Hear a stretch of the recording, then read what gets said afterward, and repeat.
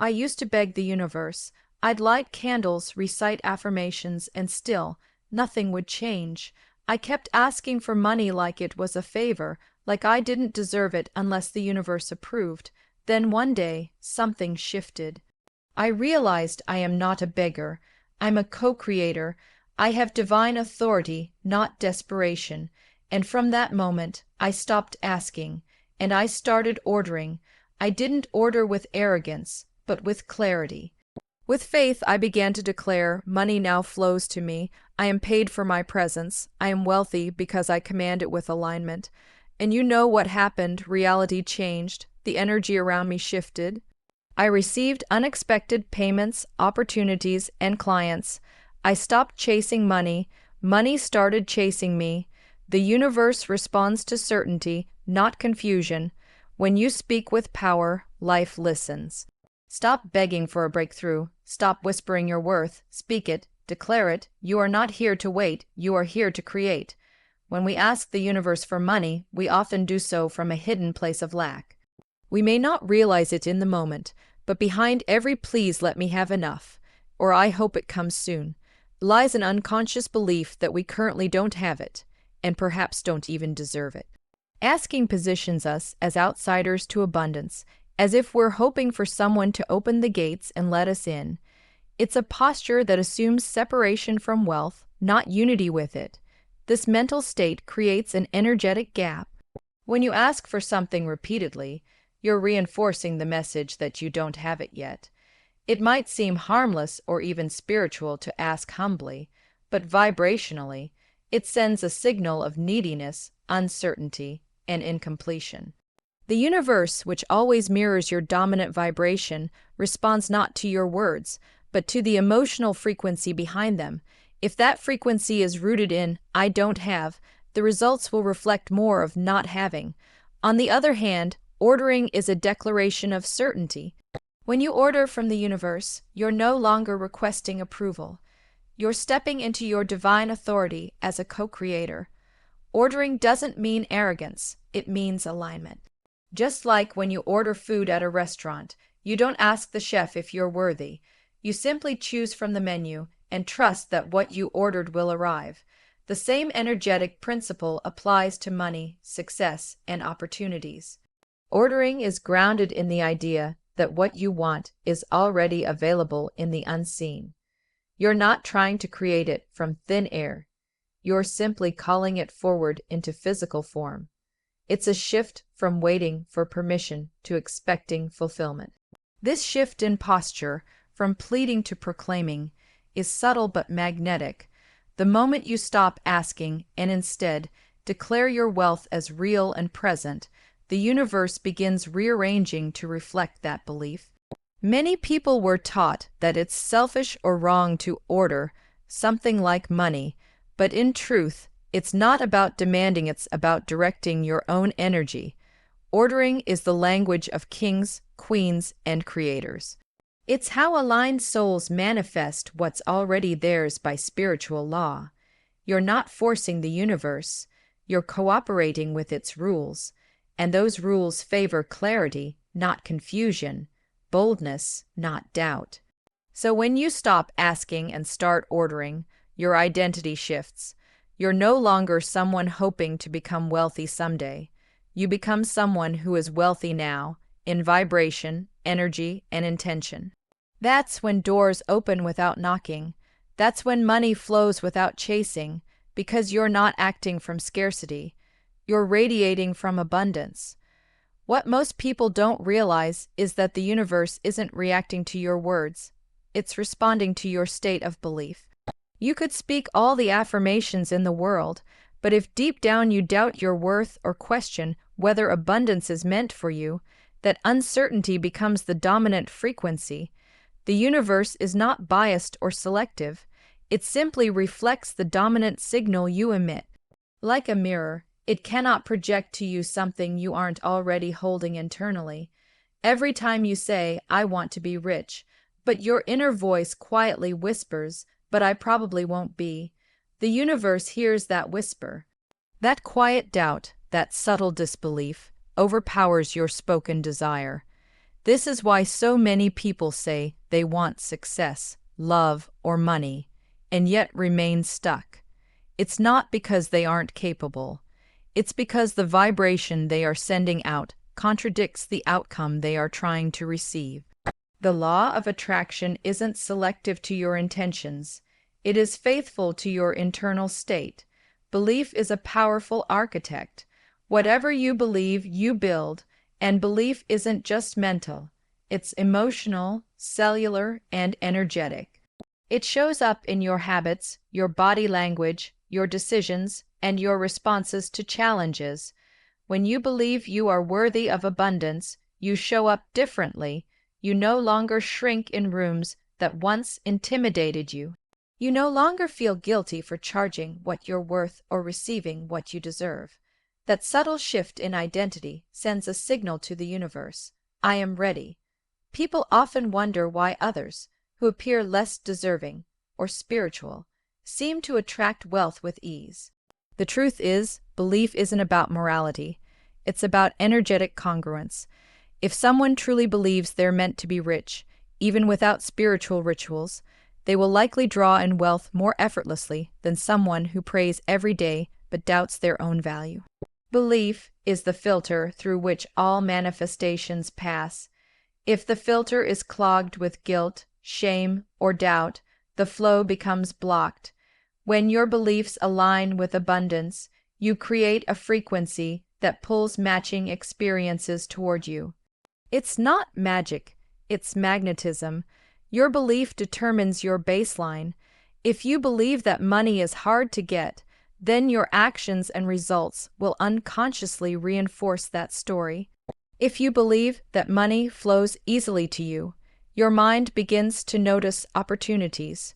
Your confidence attracts others, and you naturally embody the identity of someone who is prosperous.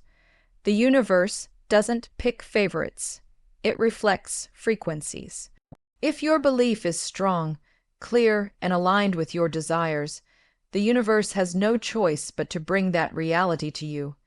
It's not about convincing the outside world. It's about shifting the internal landscape. The real work isn't out there.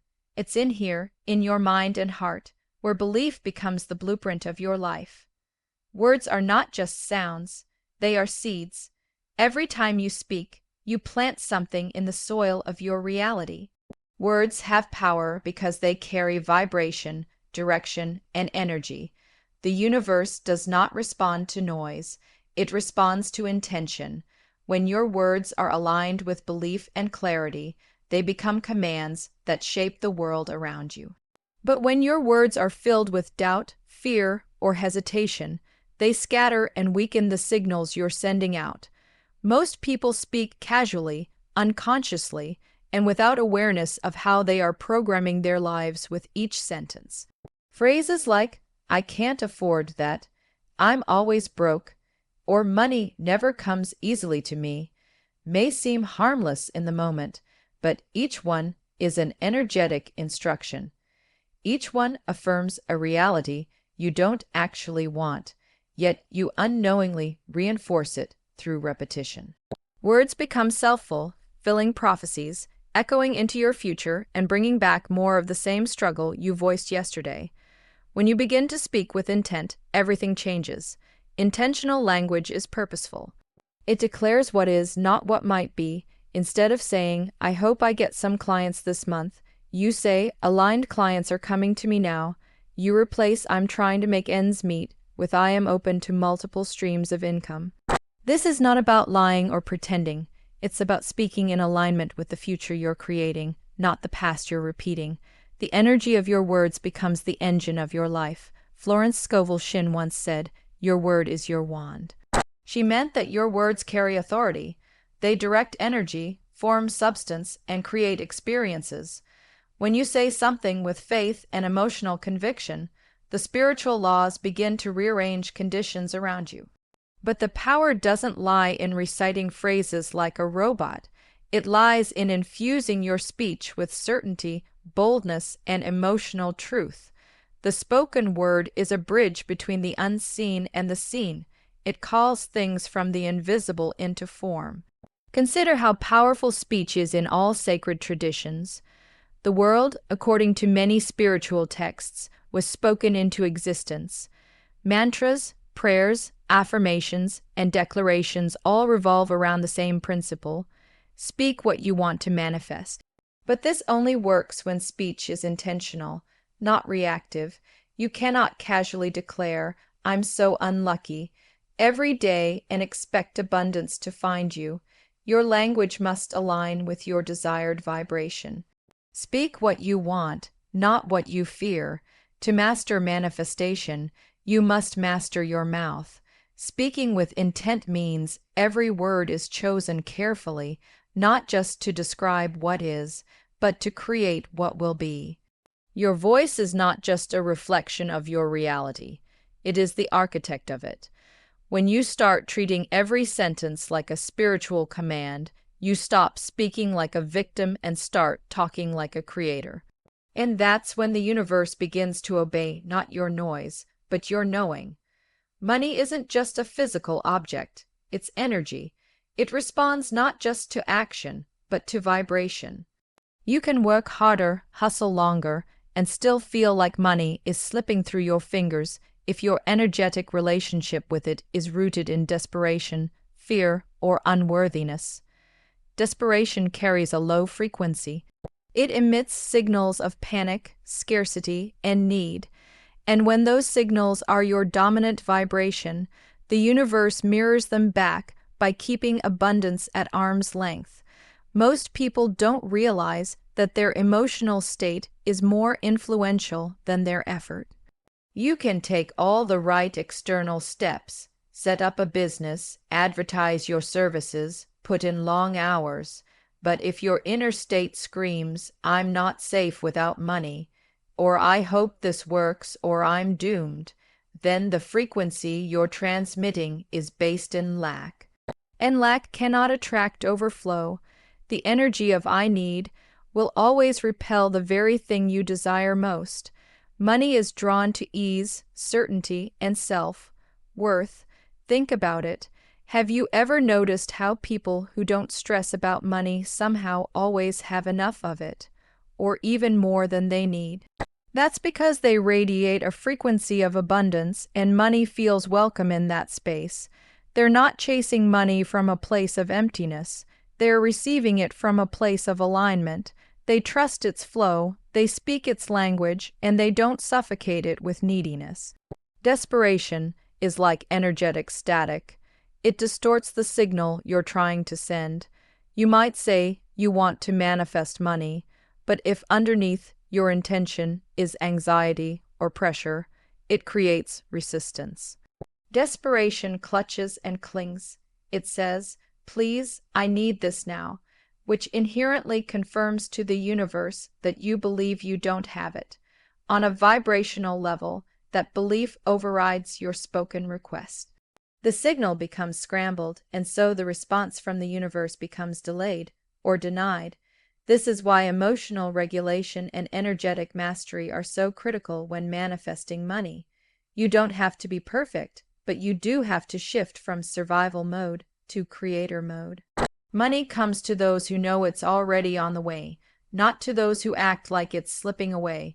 When you release desperation and replace it with inner stability, trust, and gratitude for what's already present, the flow begins to open. You become a match for overflow, not emergency. So, the next time you feel desperate for money, pause. Don't reach for another tactic. Reach for a new frequency. Ground yourself. Remind yourself of what you already have. Speak wealth into the room. Feel the version of you that is already abundant, already secure, already supported. Because it's not your actions alone that make you rich, it's the energy behind those actions that determines the outcome. One of the most liberating truths you will ever embrace is this: you are a co-creator of your reality, not a helpless victim of circumstance. For too long, many of us have been conditioned to believe that life happens to us. We wait for permission, hope for miracles, and silently endure setbacks, thinking we have no say in the matter. But the spiritual laws of creation don't work like that. They're not designed to punish or reward. They respond to the frequency you consistently embody. The moment you stop seeing yourself as powerless and start seeing yourself as a divine collaborator with the universe, everything begins to shift. Victimhood is a mindset. It's not about what happens to you. It's about how you interpret what happens. Life brings challenges to everyone, but the person who sees those challenges as temporary and transformable is the one who stays empowered. When you operate from a victim mentality, you give your power away. You blame the economy, your upbringing, or external forces for your lack. And in doing so, you cut off your access to your creative potential. But when you reclaim that power, you stop waiting and start building.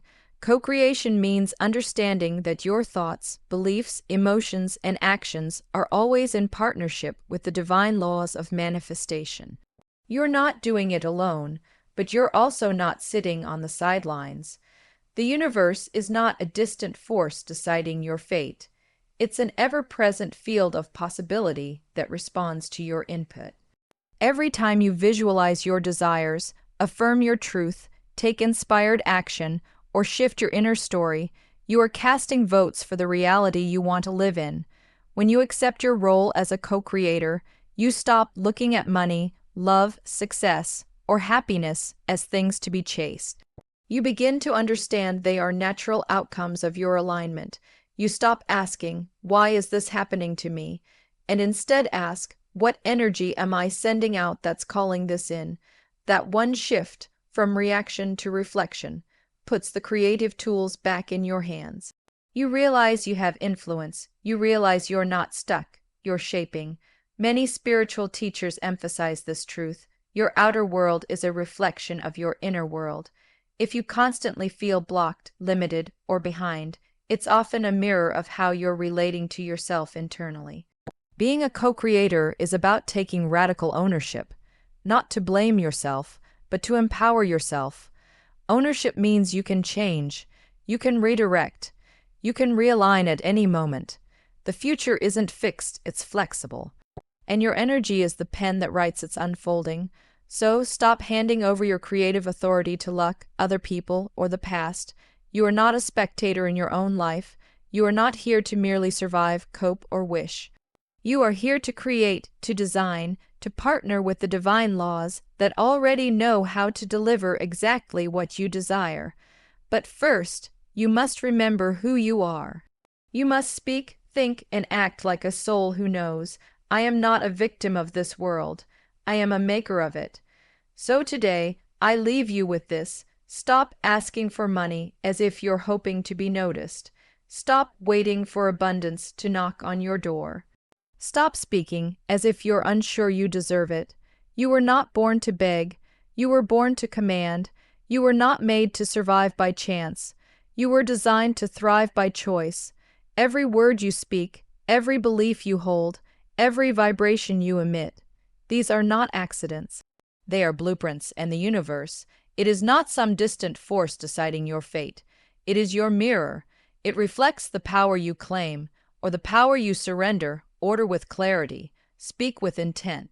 Walk with the energy of someone who knows it's already done.